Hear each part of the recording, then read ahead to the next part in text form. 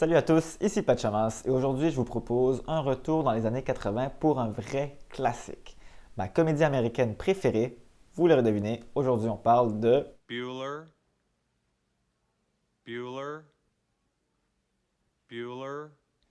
Ferris Bueller's Day Off. C'est l'histoire d'un gars qui va sécher ses cours pour vivre la plus belle journée de sa vie avec sa copine et son meilleur ami. Nos trois héros sont joués par Matthew Broderick, Alan Ruck et Mia Sara, chacun dans le rôle qui va définir leur carrière. Réalisé par John Hughes, un des réalisateurs américains les plus influents des années 80, ce film est un peu sa lettre d'amour à Chicago, mais aussi à la jeunesse, comme la plupart de ses films d'ailleurs, à commencer par The Breakfast Club et 16 Candles. Alors pourquoi vous devez voir ce film? Mis à part le fait qu'il est dans mon top 30 de tous les temps, eh bien déjà, c'est un film qui a une influence indéniable en matière de comédie et de culture populaire. Si vous pensez ne pas connaître ce film, vous reconnaîtrez peut-être son héritage, comme ses moments classiques de cinéma, ses multiples citations, ou encore les mimes qui s'en sont inspirés. Les running gags tout au long du film, les imitations, le soundtrack mémorable sont tous des facteurs qui contribuent à son statut mythique. Sans oublier le fameux bris du quatrième mur. Cette technique d'abord utilisée au théâtre consiste à briser ce mur invisible qui sépare le comédien du public.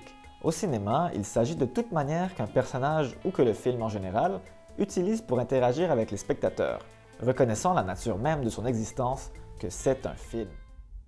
What the hell am I looking at? When does this happen in the movie? Dans ce cas-ci, Ferris parle directement à la caméra, que ce soit pour donner des astuces sur comment avoir la malade, commenter sur ce qui se passe dans l'histoire ou donner ses meilleurs conseils de vie. Life moves pretty fast. You don't stop and look around once in a while, you could miss it. Ensuite, comme John Hughes l'a dit lui-même, il voulait mettre de l'emphase sur les personnages, et les personnages sont juste parfaits. Le mix des parents aimants et innocents, de la sœur jalouse, du directeur qui se donne comme mission de coincer Ferris à tout prix, sont des parfaits supports à nos trois héros qui ont des traits de personnalité beaucoup plus prononcés, spécialement Cameron. Ils sont pas juste des adolescents ridicules, mais vraiment des humains à part entière avec leur lot de problèmes, d'espoir et de rêves. Ce qui m'amène à mon dernier point. Ok, c'est quand même un film très années 80 avec une couple de stéréotypes et au final, on suit quand même une gang de rich white kids. Mais les thèmes abordés restent très valables et traversent le temps. Car non, le message de ce film n'est pas que sécher ses cours, c'est bien que ça ne puisse pas nuire de temps en temps pour son développement personnel. Ça parle plutôt d'amitié, d'amour, de relations parentales, de grandir, de maturité, de réaliser qui on est vraiment à l'intérieur de soi, de faire des choix, de les assumer, de prendre des risques, de prendre le contrôle sur sa vie, de vivre. Bref, c'est une classique coming of age story et je vous garantis qu'elle vous laissera au moins avec un grand sourire aux lèvres.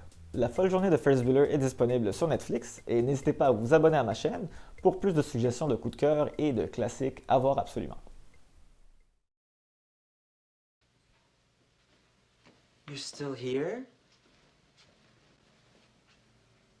It's over. Go home.